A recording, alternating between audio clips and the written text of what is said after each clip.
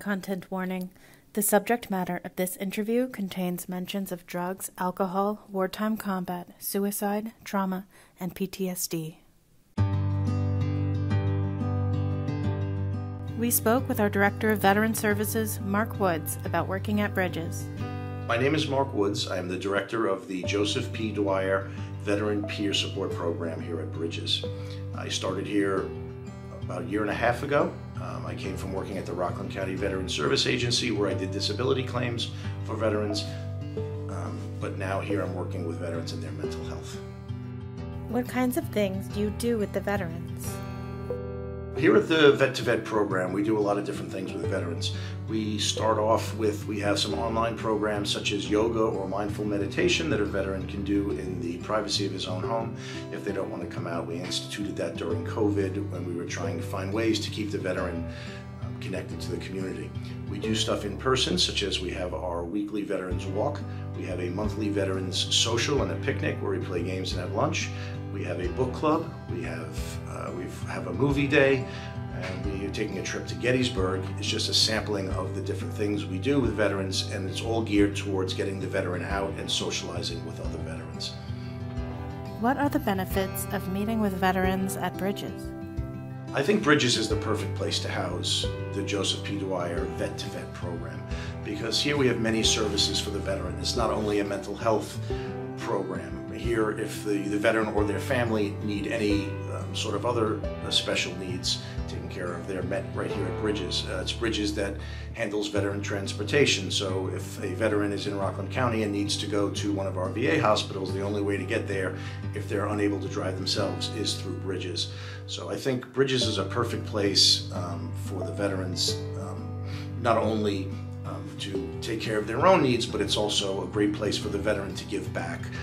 The CHORE program here at Bridges is staffed by many veterans who came here for the Veterans Program, found out about CHORE, and they want to continue to serve and to continue to give back to the community. So this is a great place for them to come and find purpose again, even if it's not in the Veteran Program, by assisting the community by working with CHORE or Veterans Transportation or any of the other great programs that are here at Bridges. What are veterans' lives like when you begin working with them, and how do their lives change? Often a veteran coming to our program is got some sort of an issue that they need assistance with, whether they are lonely, depressed, isolated. The program's focus is on suicide prevention and PTSD mediation. So if a veteran comes to the program suffering from one of these conditions, the first thing we do is establish if they need clinical help. If they need clinical help, we walk them through that and we make sure they get set up with services. If they don't need clinical help, if they're just lonely, depressed, we make sure we get them out. We make sure that they are fully involved in different aspects of our program, and we find the parts of our program that work for that specific veteran. They become part of our group, they become part of our team, they regain a little bit of their identity that maybe they lost once they left service. It gives them a purpose, and it gives them a reason to get up in the morning and come socialize with the other veterans. What can you tell us about PTSD and how it affects veterans? Post-traumatic stress disorder can affect everybody. It doesn't have to just be a veteran. It's somebody who's experienced a traumatic event and is having difficulty coping with it. The veterans that I deal with who are suffering from PTSD, a lot of them are Vietnam veterans, and they came back from Vietnam. They came back to what we all know was not the greatest welcome home, and they were kind of quieted down. We didn't celebrate their return with parades. So a lot of them kind of buried their PTSD. I'm finding that as they have retired, they've kind of settled down with their life, the kids are grown, they have got more time on their hands, they got more time to think, and a lot of these traumatic memories are coming back. So I see that a lot of the Vietnam era veterans come to the program, and they're the ones who seem to be suffering from it most, and I don't know if they didn't have an outlet to do it before, but they're certainly welcome here. I love working with Vietnam veterans. They were my heroes growing up. So if I'm able to help them even in any sort of a way, it's important to me to help them through their PTSD and make sure they are able to live happy and meaningful lives. How do you help Bridges achieve its mission of enhancing quality of life? I think we do that through rigorous outreach and promoting Bridges and the programs that are here. The veterans who come here for our vet-to-vet program, whether it be the book club or a walking club, often get involved in other Bridges programs.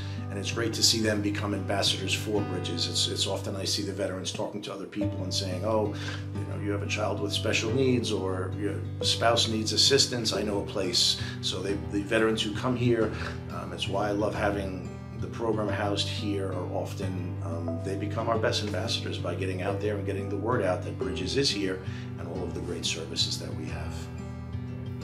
Tell us about an individual veteran you have helped or an instance you have had an impact on a veteran's life.